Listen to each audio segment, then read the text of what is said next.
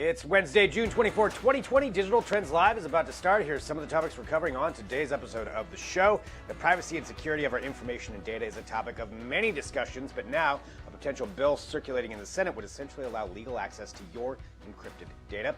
Fortnite's in-game series of concerts is starting back up on Thursday with performances by Diplo and others, and they've just announced a group movie experience. We'll get you the details. The battle against COVID-19 and its far-reaching effects continues, and we'll talk to Mark Kortepeter, the author of Inside the Hot Zone, a soldier on the front lines of biological warfare. And we'll have the triumphant return to Digital Trends Live of the one and only Mr. Caleb Dennison, who will run us through some of the new 2020 OLED televisions finally coming out. All of that and more on today's episode of Digital Trends Live.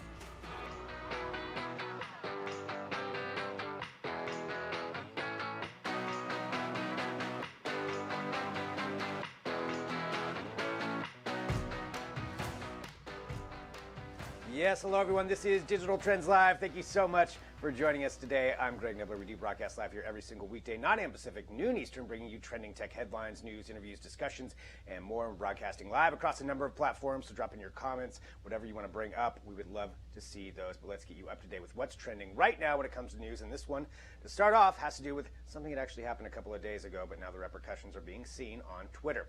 And it has to do with a data leak that happened called Blue Leaks, in which a number of, 296 gigs of data was leaked in relation to certain police organizations and their data that they had on file. So it's estimated that about 200 U.S. police departments had their data dumped in a giant leak that came from a site called DDO Secrets. So this is kind of like a WikiLeaks style group that specifically targeted police documents. These hackers put this out. It came out on Friday, and they're anonymous, so we don't know exactly who they are, but they did have a big Twitter following to where they were promoting everything on Twitter. And now Twitter has banned that organization, DDO Secrets, on there. And this is interesting for a couple of reasons. One, I mean, it's a huge amount of data that was leaked out with this, so there's all the ramifications of that, but also Twitter banning this gives a little bit of an insight to where Twitter is going, and we see them very actively now, sometimes putting notifications on accounts or flagging something as misinformation or violating their terms. One thing that people have noted is that WikiLeaks itself wasn't banned on Twitter, even though they did obviously a huge data dump as well. But yet this one was selected for being banned from Twitter. So there's a little bit of confusion on that. People are looking for answers from Twitter as far as why and what exactly the reasoning is behind everything and why one is being banned and not another one. But that kind of ties into the entire thing with social media accounts and platforms and how they make their decisions. It's a mystery to some of us sometimes. So that is what it is right there, though. But that is Twitter banning the Blue Leaks publisher DDO Secrets. We've got more details about that at digitaltrends.com. Continue on, keeping you up to date, and privacy and information is really a theme here this morning as we get started on the show. There's another thing going on with a Senate bill that is being passed around that may go to a vote. So this is a number of Republicans from the Senate Judiciary Committee has put this out. While Senate Judiciary Committee Chairman Lindsey Graham is leading this, and some other Republican senators. And it's an act called the Lawful Access to Encrypted Data. And what this would do is it's battling against the idea of unbreakable encryption. So encryption is something that a lot of people, a lot of consumers have wanted. They want their data to be protected. You think about things like end-to-end encryption when it comes to messaging apps. And this would be a workaround where legally law enforcement would be able to get authorization to get access to that data, meaning companies would have to allow access to it if they had the legal justification to do it. And right now, clearly there isn't anything really like that. If data is encrypted, law enforcement, generally speaking, can't get into that. But this is something that would wrap around that, and obviously there's a lot of ramifications of that. If this were to pass, there's a lot of discussion on this on both sides of how that could work out. Sometimes people say for criminal acts you need to get access to the data, and others say, well, it's your personal data, it should be protected. And we've certainly seen examples of that, in particular when it comes to the iPhone. We know that a lot of different criminal organizations have tried to crack into iPhones. Some of them have been successful by going through third parties, but Apple's usually refused to work with them to a certain extent on any of that stuff.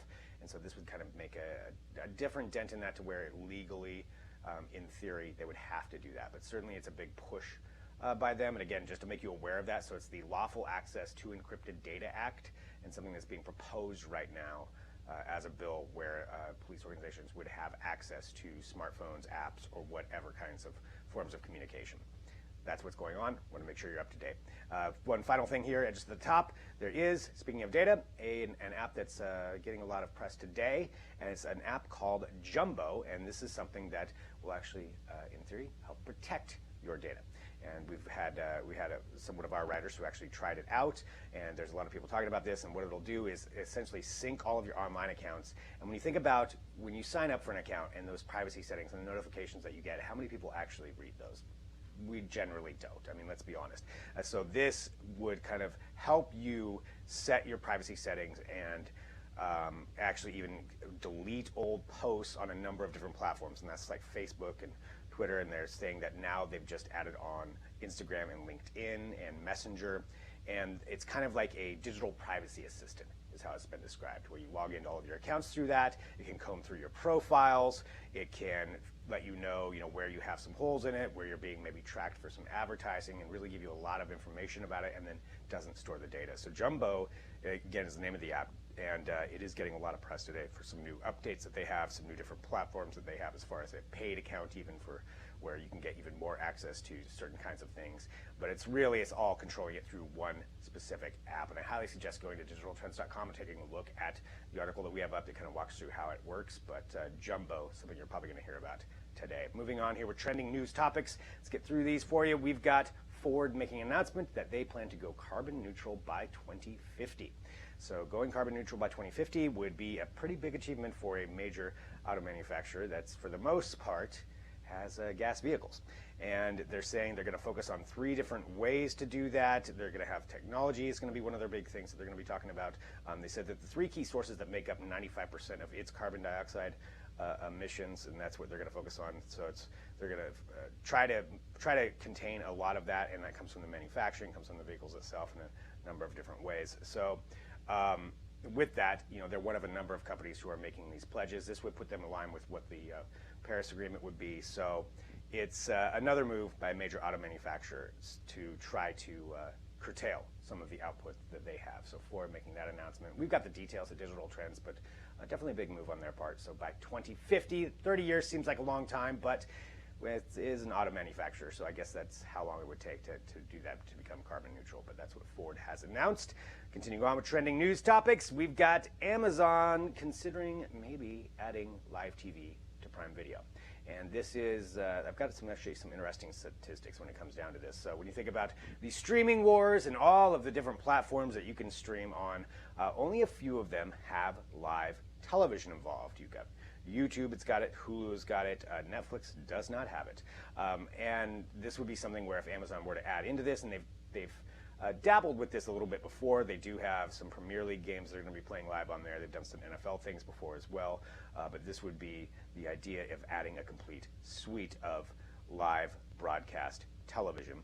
And this is based upon some reports of a bunch of hiring that they're doing right now, where it essentially would be that. I mean, there's a product manager for Prime Video linear TV, so that's kind of spells it out for someone who, quote, would redefine how customers watch 24/7 linear broadcast TV content. So that really does say a lot of it. And one of the reports that actually came out of this said that although video on demand is on the rise, the global viewing hours weighs in favor of live or scheduled TV and OTT linear streaming, which is predicted to grow by 64% in the next 2 years. Live OTT programming is going to grow by 64% in the next 2 years. So, I'm just pointing that out right here. We're live right now. Thanks, everybody, for joining in. Hit that subscribe button. This is Digital Trends Live. So that's, anyway, something that Amazon is looking at possibly doing is adding in live content right there.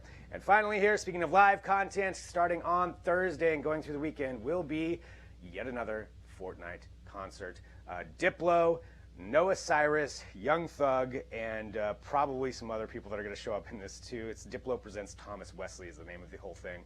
And they said it's going to be an all-new sound where the frontier and future collide. These have been hugely popular, these concerts, as you know if you've been attending them. They're going to have a bunch of different outfits that are now available. They've also got they've just announced today that they're going to have some movies that are going to be involved. So they're going to be showing 3 Christopher Nolan movies over the weekend that people can go and watch together: Batman Begins, Inception, and The Prestige. So All those will be playing as part of this concert series as well, part of their Party Royale series of concerts that they've been doing. Definitely highly successful. You can read more about that at digitaltrends.com. Hey, I'm going to let you in on a little secret. It's now time for the product of the day.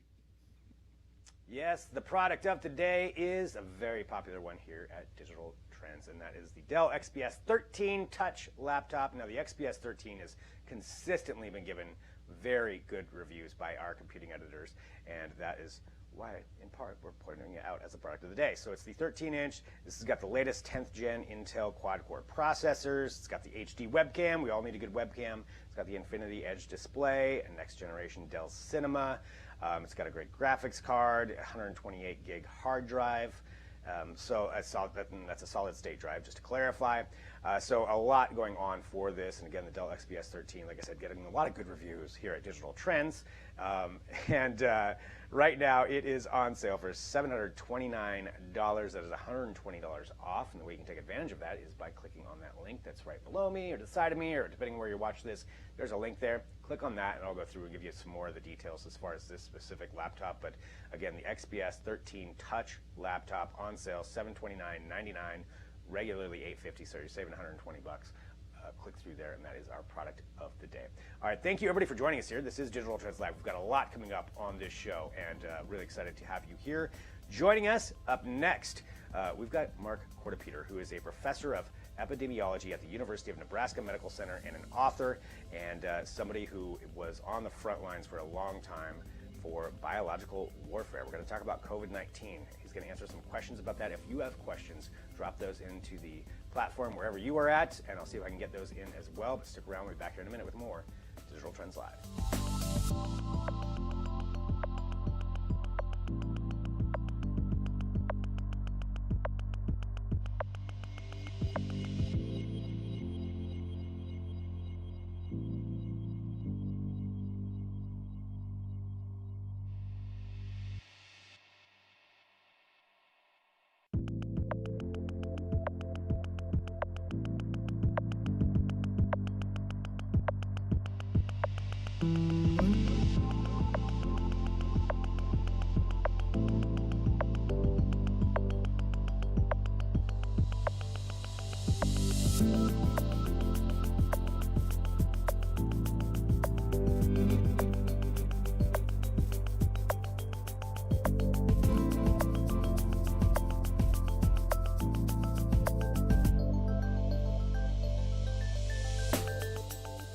Welcome back to Digital Trends Live. Thanks for tuning in. I'm Greg Nibbler. Appreciate everybody being a part of this show, and certainly we talk about a broad range of topics, but nothing has been quite as prevalent as COVID-19 over the last few months, and something that's changed all of our lives in ways that we don't know how it's all going to shake out, but right now certainly it's a part of everything, and as much as we know, there's a lot that we don't know. We're going to talk about this in part right now, so I want to make sure and get everything in here for our next guest. He is the professor of epidemiology at University of Nebraska Medical Center and the author of Inside the Hot Zone, a soldier on the front lines of biological warfare. We have Dr. Mark Kortepeter joining us. Doctor, thank you so much for being here with us today. Great, thanks, Greg. Great to be here. There's a lot to talk about with this, and I think one thing, since we've got you here with us, a lot of people are discussing the controversy over how COVID-19 happened, how it was released, how we started getting infected by it. Was it from a lab? Was it from a natural act? What can you tell us about your thoughts on this? Well, let me take you back to some basics about just epidemics and outbreaks. In order for an outbreak to occur, you need three things to line up. We call it the epidemiologic triangle. One is a host. It's a person or an animal. The other is a pathogen, which is, the disease-causing agent. And the third is the environment. All three of these have to line up to cause an outbreak. Now, there's certain pathogens that we know in nature, we call zoonotic pathogens or zoonoses. The base root for that word is zoo, like the animals in the zoo. And these are diseases that typically circulate preferentially in animal populations. And there are a lot of these, and periodically humans get infected with them. Things like plague, anthrax. Plague usually circulates in ground squirrels or rats and eventually So at some point, humans get infected. Similar anthrax, it lives in large herbivores like sheep, cow, goats. Periodically, humans will get infected if they work with those goats or sheep or cattle. So there are certain viruses that circulate in nature too, and things like Ebola, Marburg, the Hendra virus, the Nipah virus, and periodically the unlucky individuals who happen to stray in the area where these occur can become infected. We call that a spillover event. So these can occur naturally. Okay, and looking at this, from your standpoint, I want to get a little bit of your history and context in this, because I mentioned, you're a professor of epidemiology, but also this book that you have, and I want to again say the title, make sure I don't screw this up: Inside the Hot Zone, a soldier on the front lines of biological warfare. That is quite a title that says a lot just in that alone, but can you give us a little bit of the backstory on this, and what the backstory is of you writing this book? Sure. I'm an infectious disease and preventive medicine physician. So I deal with, diseases, infectious diseases and outbreaks. And I worked for 27 years in the Army. I moved up to the rank of colonel, and I was in charge of a couple different departments at the Army's Biodefense Lab at Fort Detrick, Maryland, called USAMRIID, in addition to being the deputy director of the Institute. So I have a long history of working in biodefense, and I've dealt with some of the big national issues that have occurred related, such as anthrax, the anthrax attacks. I was the division chief of medicine during that, and I dealt with exposures to Ebola in the laboratory and other pathogens. And so I have a long track record of dealing with just biodefense diseases in general. And this book is a memoir, but it's really written much like a medical thriller. It's kind of an unknown. You get into a chapter and you don't know what's going to happen until I know what's going to happen. And so anybody who likes kind of a page turner, suspenseful read, I take you through a number of different events we dealt with when I was at the Institute, various national crises. And I wrote it also for people who aren't necessarily scientists. So I try to bring some of the terms down to the level most people would enjoy, so they don't have to be a scientist to enjoy it. So basically, it's a lot of, lessons learned about outbreaks. How do we stop them? How do diseases spread? What is a biological weapon agent? And what are the things we can do for countermeasures? Wow, that's a lot to unravel just in that. It already does sound like it's a thriller and a mystery. Looking at what you've probably gone through and what you've experienced, and what we're all, as the general public, I mean, certainly we're aware of infectious diseases and things like that have happened before, but nothing quite to this level, I think, has happened for any of our lifetime anyway, I think. But I want to know from you, how often right now around the world are outbreaks happening, not necessarily of COVID-19, but of other kinds of infectious diseases that would have the potential to be something like this? Well, there are various diseases occurring around the world at all times. And, if you just think about Ebola, for example, we're on the downswing of an outbreak. We think we're done with it in Eastern Democratic Republic of Congo. And there's a new one that recently cropped up in the Western region. And periodically we'll have spillover events for Marburg, which is another similar type of virus. And we periodically have other diseases that spread. We're obviously, we have a million cases or more of things like malaria every year in the world. And it depends on really what I talked about, this epidemiologic triangle. So it's not just enough to have the pathogen and the host. You really need to have the right environment for this conducive to spread. Now with COVID-19, one of the things is it's a respiratory virus, so it spreads from person to person. So what I like to say is Mother Nature is an efficient bioterrorist. She likes to exploit our human frailties and our human interactions that we need to have.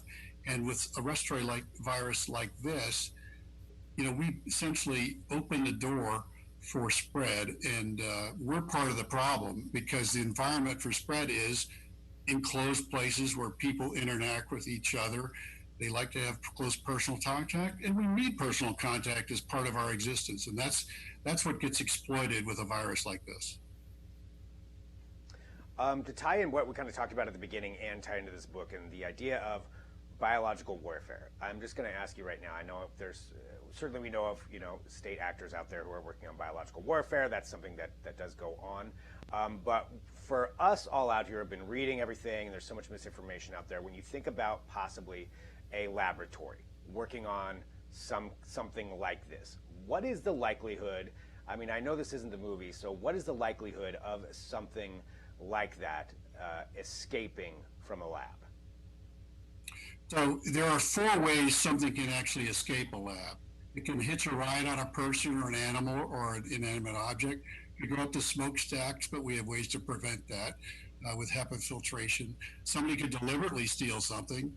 And most likely what could happen is someone in the lab gets exposed and then potentially spreads to others. And that's actually some of the things I talk about. Some of the crises in my book are about some of those events that occurred. Fortunately, none of those spread to other people. Now, to get back to some of the big conspiracy theories and concerns, could this have come from the Wuhan lab?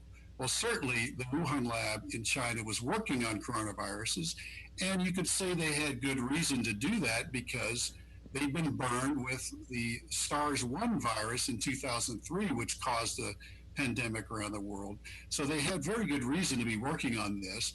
There's some concern because of the things they published where they were doing so-called gain-of-function experiments to try to manipulate the virus and how it infected cells. And that obviously is concerning. And that's helped, I think, fuel these conspiracy theories. And I think China hasn't been completely forthright about some of the earlier aspects of this in terms of information sharing. Now, the bottom line is it's really hard it's easy to sort of accuse someone of a potential biased terrorist event or a country, but it's very hard to prove it. The way you have to prove it is you need a smoking gun. That means you find the stuff in the laboratory before the outbreak occurred, or you're able to somehow, someone in the laboratory admits that something happened that was nefarious. But absent those, you really aren't going to find out. And the only way to find out really is to get an international team into China and actually conduct an unbiased investigation of where this thing started. Where were the first cases? Are there any links to the laboratory? Unfortunately, I think the chances of that happening are probably zero. And so this will continue to spawn these concerns and these theories of potential spread from the lab. Well, hearing from sources who understand and know this kind of stuff is very important, I think. And like you said, the spread of misinformation and just all the kinds of conspiracy theories that are out there, it's good to understand the facts behind something. And that's why I appreciate you being here with us today, too. And I want to remind everybody, your book is out, Inside the Hot Zone, A Soldier on the Front Lines of Biological Warfare. Sounds fascinating, and I appreciate you, Doctor, being a part of this show here today. Great, thanks. Nice talking to you, Greg. All right, there we go. Dr. Mark Kortepeter, very interesting hearing from somebody like that who's a professor of epidemiology, knows what he's talking about. That was very interesting. Check out that book right there. And we've got more coming up here on Digital Trends Live, so I want to remind everybody, thank you for joining us here. We are broadcasting live, and this is what we do here every day. And up next, we've got Mr. Caleb Dennison coming back to talk about some televisions for 2020. So stick around, back in a minute with more Digital Trends Live.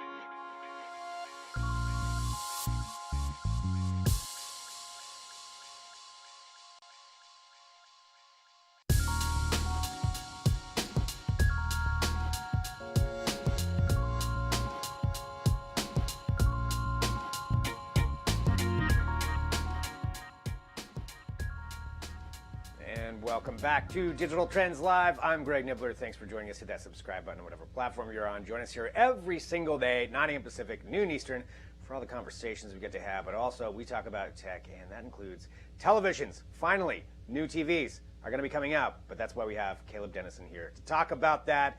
The triumphant return to Digital Trends Live of Mr. Dennison. Caleb, hello. Good to see you. What do we have to look forward to here with TVs? What we have to look forward to is better performance than I've ever seen for the prices coming through, and some of the value leaders haven't even come out with their TVs yet. Vizio is coming big this year. I expect the same from TCL. We'll be seeing their TVs next month and in August, respectively. But what I'm getting from LG, Sony, and Samsung and Hisense right now is already just really surprising.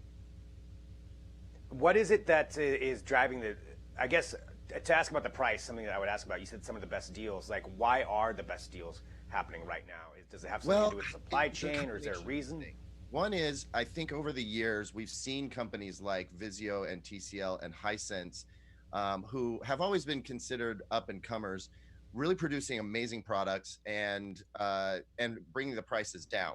I think that's forced the hands of the major manufacturers like Sony and LG and Samsung to create better and better products at lower and lower price points. To give you an example, I am currently testing a Sony television, the X900H is what it's called. It's 65 inches, it's $1,400, which yes, is a lot of money, but it performs like a $2,500 or $3,000 TV. I'm shocked that it does so well. I'm also seeing new OLED screen sizes coming from LG. Vizio is producing an OLED this year, and we expect its price to be extremely competitive. And Samsung's top tier 4K TVs don't look like the flagships that they looked like last year, but they're still performing very well, and they've come down by at least $1,000 in most cases. And that's just a lot of it because of that driving down the price from those other ones too. I love that there's more competition. Like, I feel like anytime there's more competition, it's just better for all of us. And these ones are ones that are going to be coming out soon, right? Well, Samsung and Sony and Samsung and LG have most of their TVs available for purchase right now.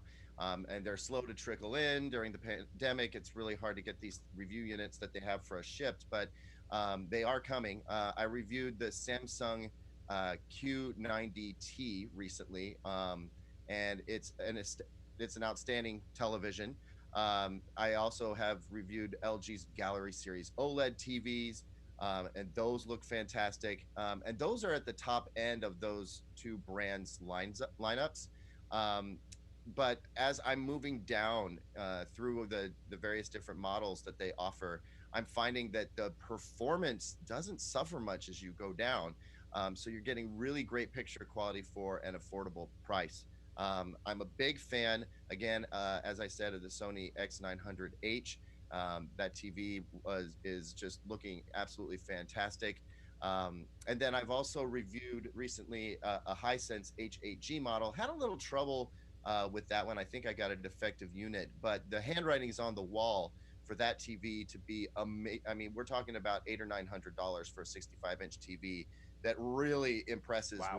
when you take a look at it. So yeah, I know that most people really want to keep the spending between $500 and $600.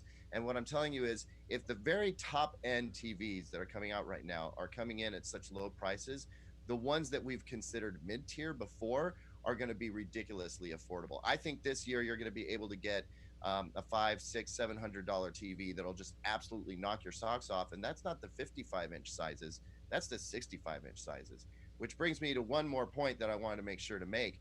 65-inch is kind of like the new normal. It's the most popular screen size being bought in the US today.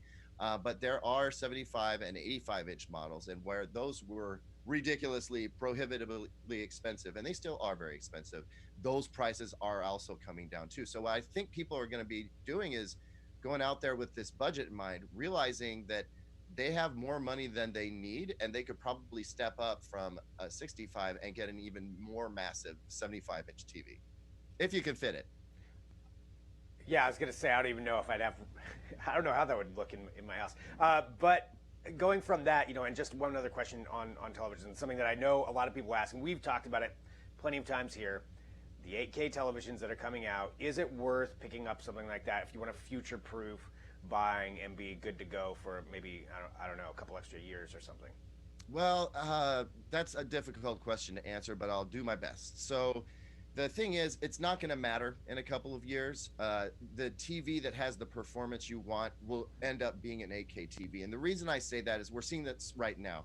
Samsung took a bunch of features that were in its flagship 4K TV, and they bumped them up to its entry-level 8K TV, which isn't entry-level at all. It's a super fancy premium television, but it's the least expensive of their lineup.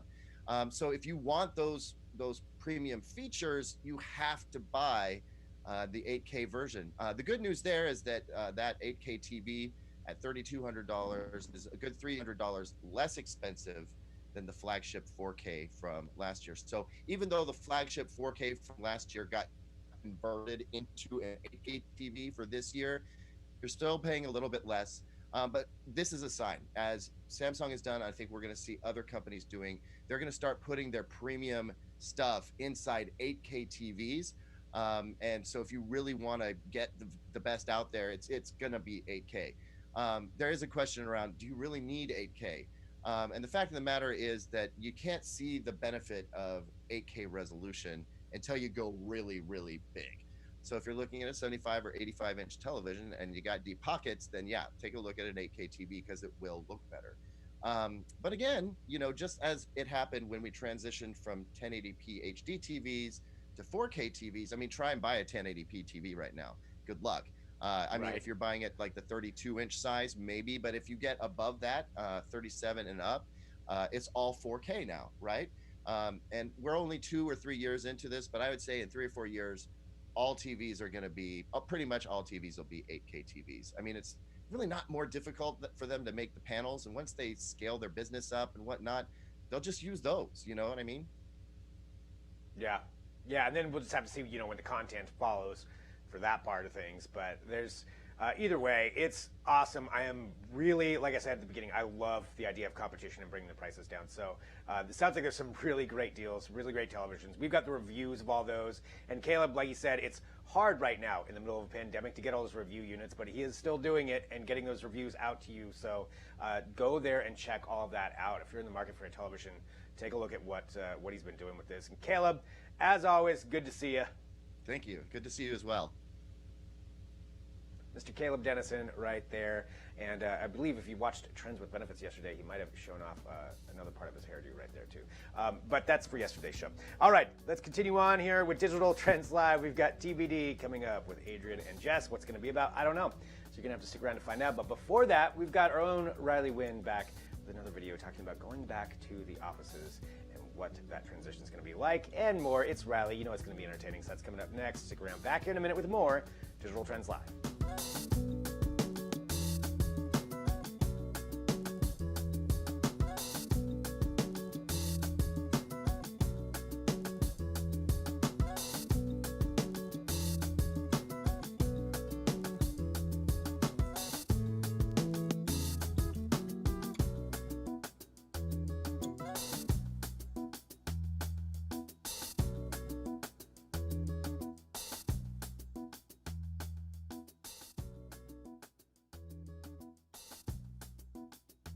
More people than ever are working from home. Some have enjoyed it, especially the pets of those working from home, but others, like myself, are tired of the monotony of working from the living room. So whether or not you want to actually go into work, offices will be reopening soon. But when you head back to your cubicle or desk, will it be safe? This is how offices will reopen during the pandemic.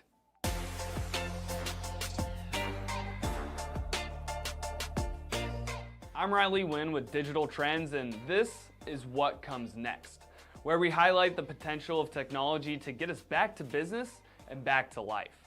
Everyone's biggest concern about heading back into the office, not getting sick. Owners and management have to make sure their employees feel safe and are safe when showing up each day, and many businesses are on tech to help them out.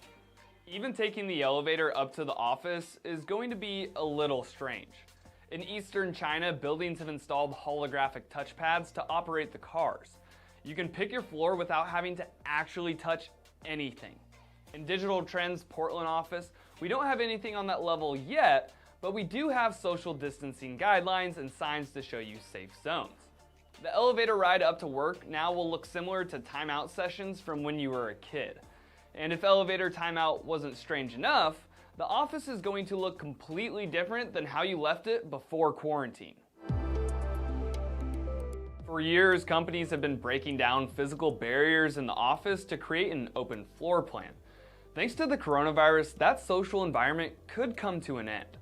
Offices will first start off with low-tech ways to promote social distancing. Tape on the ground, signs, and cubicles or plexiglass will be introduced. The high-tech solutions are being tested right now, one of which is Amazon's Distance Assistant. It uses a monitor and a camera to show employees in higher traffic areas how well they're doing at remaining 6 feet apart. Others are testing wearables that buzz when employees get too close to each other. So even if you have your AirPods in and you can't hear your coworker coming, you'll still know when they're getting too close for comfort. Like many other industries, offices will have sanitizer stations and check employees' temperatures when arriving to work. There's a lot of data to keep track of. Temperatures, employee workflows, staggered shifts, data from the wearables, data from the video analytics, and so on. Salesforce has created a dashboard where managers or human resources can keep track of all of this info, as well as survey employees' feelings during these weird working times. One thing that a lot of companies have realized during this pandemic is they don't need offices as much as they thought. Twitter and Amazon have told their employees that they can work from home until they feel safe to come back into the office. And that could be a really long time. There's no better way to practice safe social distancing during a meeting than having it over Zoom or another video conferencing app. The commute to work for the foreseeable future could be just from the bed to the couch and not back to the skyrise downtown. One thing is for certain, after coronavirus, work will never look the same. So when you do finally head back into the office, it's going to take some getting used to. Safe social distancing practices and assistance from technology can help us work safely. On our next episode, we'll take a look at how tech is helping us get back to traveling. This is what comes next. Until next time, I'm Riley Wynn with Digital Trends, and thanks for watching.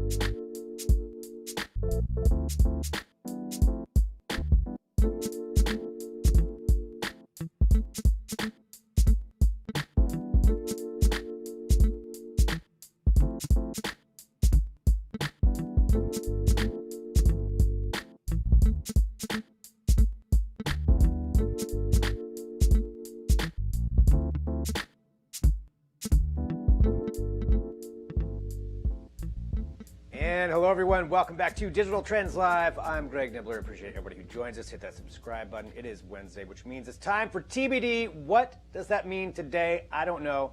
Let's find out. We have our two hosts, Jess Serba and Adrian Warner. First off, hello, Jess. Hey, Greg. How are you? I am doing well. Excited as always for TBD. And of course, Adrian Warner. Hello, Adrian. Hi, Greg. Nice to see you. Good to see you as well. So what are we talking about today?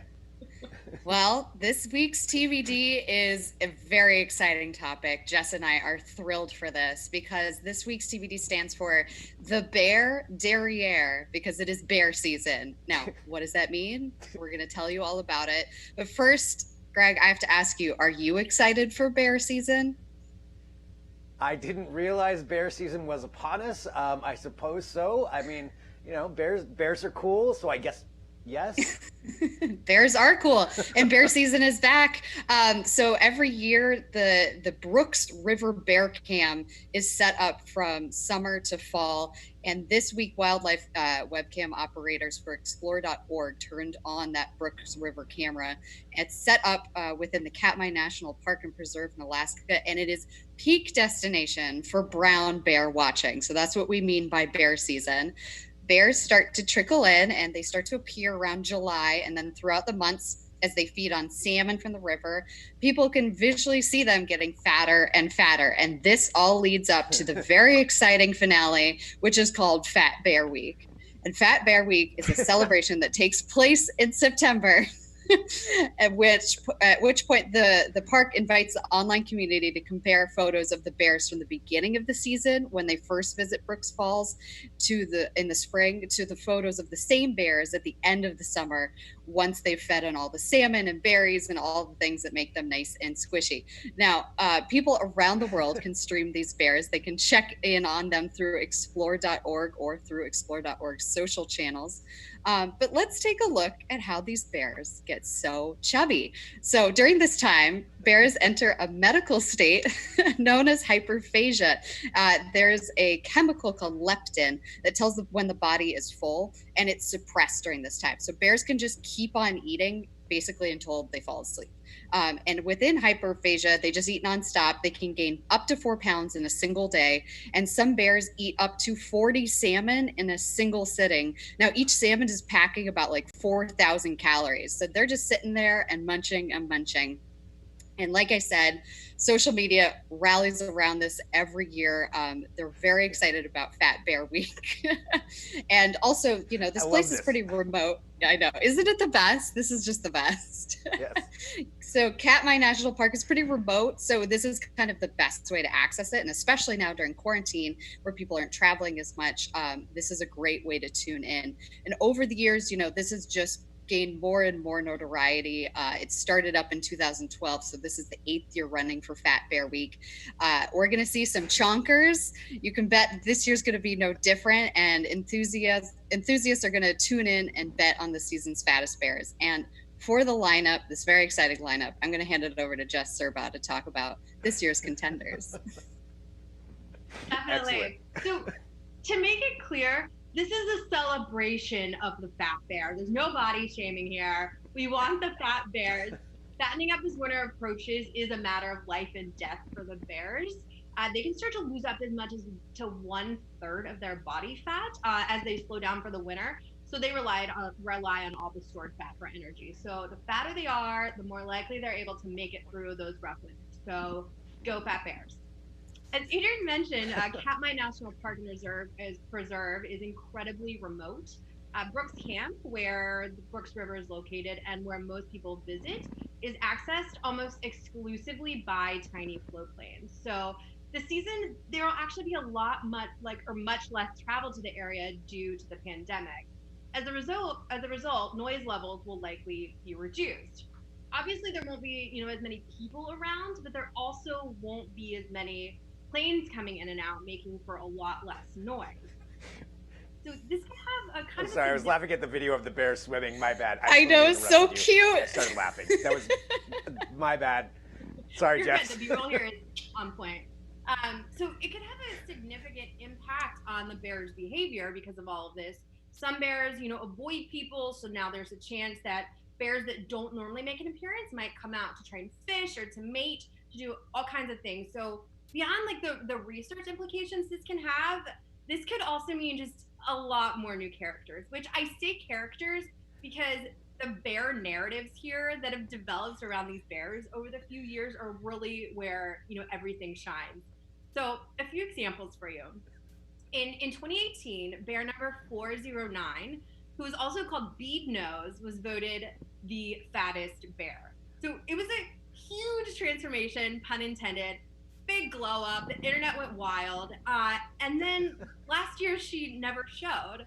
So even though she's a regular at Brooks River, she just didn't come back. So where is she? We don't know. What did she end up going to do? We're gonna have to wait and find out this year if she makes an appearance. Then we have bear number 435, also known as Holly. So she was the fattest bear last year. And she's a regular herself, but she's often shown up with cubs before. So this past year, she didn't show up with any, which meant that she was able to, eat more fish, kind of bulk up a little bit more because there weren't, she didn't have to feed cubs as well. So the park media ranger is also noted as saying that she's a really good mom, which is just amazing, you guys. So she actually really is. She even adopted a bear cub, which is incredibly rare for bears to do. Bear 503 had been abandoned by his mom and was seen wandering alone. And then he was shortly thereafter spotted with Holly and with her other cub. And the rangers confirmed later that she had indeed taken him in as her own. So she really is a good mom. But their Twitter page, go follow it. The handle is CatMyNPS, and it reads like page 6. It's amazing. So the bears started appearing last week, and the updates have begun. And for example, one of their recent tweets is, no pictures today, but bear 402 was spotted with her 3 2.5-year-old cubs. She was being pursued by bear 151, a boar. It's mating season. Emancipation of those cubs should happen soon. Stay tuned. Edge of my seat, I'm ready. Everybody stay tuned. I'm thrilled. I mean, I am telling you, with no sports going on, with everything, the news as it is, this is exactly what the world needs. I mean, we need this right now for these bears. I think you two should do a report maybe once every 2 months, bring up to date on all the bear gossip. Or once a week. I mean, that's fine too. Yeah, that's daily. All right. So there we go. TBD, the bear derriere. Now that is not that's not the only part of TBD. Of course, we do have the Kick Stop It segment. So I have to ask, what is the Kick Stop It today? Well, our Kick Stop It is also one of our other favorite topics. It's all about space, and it is a product that is called Eau de Space because it is a space fragrance. So apparently years ago, NASA contracted a bunch of specialists to develop the smell of space to help train astronauts before launch into orbit. And astronauts have described the smell as seared steak, raspberries, and rum, which sounds like a great day if you ask me. And now a Kickstarter project is bringing this to life so other people can get in on smelling like space. Yeah, you don't Seared just get to smell steak, space, raspberry. you get to smell like space. Important. Yeah, smell like space. Okay, so Eau de Space. This is okay. This is pretty great. I'm wondering though. You said that you think that smell would be good. I mean, it sounds like a great day to me. Seared steak, raspberries, and rum. It's an ideal evening. That is okay. Yeah, that is pretty good. That's a pretty good combo right there. All right, well, Jess, let me ask you: Kickstart it or kick stop it? What are your thoughts on this? Yeah, well, so first of all, it retails for $49, which is actually incredibly, affordable as a fragrance. So that's nice. It's also, their goal was $2,000 and they're at $16,000. So, I mean, the people have spoken. I'm clearly kickstarting it. Anything space, I'm down with. So I want to go to space. So if I can smell like space, I guess that's my first step. That's the beginning of your training. Mm-hmm. Yeah, just like the astronauts, just like it. What's that scent? It's space. All right, Adrian. That's a flex. What about you? Kickstart it or kickstop it? I'm going to say kickstart it, especially because another part of this Kickstart program is that they're raising money for STEM education. So they're going to match your donation with the local K through 12 program. So, not only do you get to smell like space, but you get to benefit education. So win-win there. Yeah, I mean, I think if it smells like space, I feel like the International Space Station itself might not smell that great. But if it's outside of that's actual space, yeah, I gotta kickstart it. I want to smell like space. I mean, that's really what it comes down to.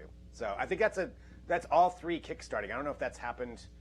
I don't know. Maybe it has happened. We'll have to check the records on it. But still, nonetheless, 3 kickstarts right there. All right. Well, Jess and Adrian, as always, awesome segment. Thank you so much. I am going to be watching the Brooks Bears religiously now, and I'll be looking to you two to keep up to date. And I'll talk to you next time.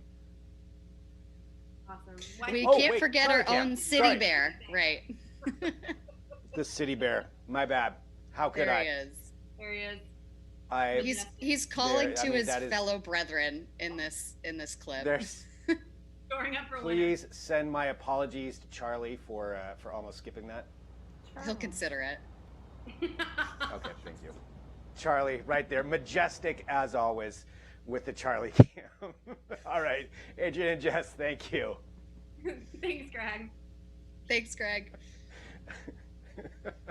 Bears in space and Charlie. I mean, come on, that's like the perfect segment right there. All right, thank you everybody for joining here, but I have to tell you a couple things here before we close out today, because coming up on tomorrow's show, we've got a pretty packed event for you. So let me just give you a couple of the guests that we're going to be having. So, of course, Lisa Marie Segar will be here for gaming. We've got Rick Marshall here for real news. And I don't know, maybe former presidential candidate Andrew Yang. Andrew Yang will be here on the show tomorrow on Digital Trends Live. On top of that, we are also going to have astronaut Christina Cook. Maybe I'll ask her how space smells. I mean, we might have to check out, or maybe I'll ask her other questions. I don't know. Either way, we're going to have an astronaut on here. An astronaut presidential candidate, that's on one episode of Digital Trends Live, and that's tomorrow. So hit subscribe wherever you are watching right now. You get the notification when it comes on. If you have questions you want to ask, you can drop those in on whatever platform you're on, and maybe those questions will make it into the show. So let us know that. And thank you, everybody, for tuning in. I'm Greg Nibbler. I'll be right back here tomorrow with another edition of Digital Trends Live.